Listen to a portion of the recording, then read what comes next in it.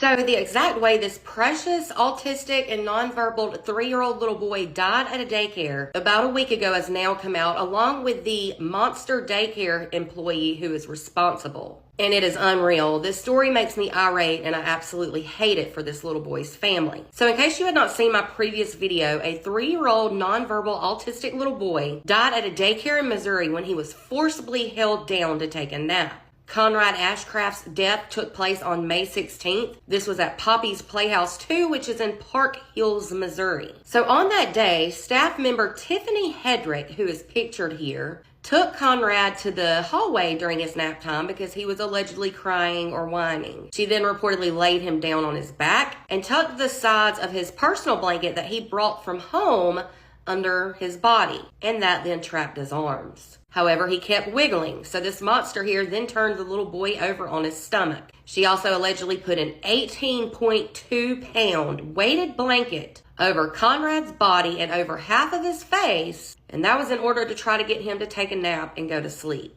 What a piece of crap. But it was said he still wouldn't stop moving. So she then placed her legs over Conrad's body, and that was in order to physically hold him down until he stopped and she thought he had gone to sleep. Reportedly, all the staff members thought he was asleep eventually, so he had not been checked on by anyone for hours. Tiffany, the employee here, was said to have left the daycare before Conrad's mom came to pick him up, which it was Conrad's mom who discovered her son was unresponsive.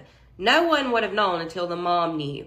Nobody checked on this child. His family has since filed a wrongful death lawsuit against this daycare, thankfully. I hope they win every freaking penny. According to reports, Conrad had only been attending this daycare for just a few weeks. Also, the Missouri Department of Elementary and Secondary Education said this past Tuesday that it took the daycare's license to operate. The wrongful death lawsuit reportedly states that staff failed to realize that Conrad had suffocated and that they had left him there for 4 freaking hours before his mother discovered him. He was never even checked on, and it was his mother who discovered his lifeless body under those blankets. By then, he was stiff and cold, and his leg was already purple. Unbelievable. With this little boy being nonverbal, he couldn't speak for himself to say that he was hurting or that he couldn't breathe. This has all now left his family completely devastated and heartbroken, as you can imagine. Reportedly, the daycare is owned by Spring Gray, who is a member of the Park Hills City Council. So the city immediately transferred this case over to the county sheriff's office. It is not known what criminal charges could be filed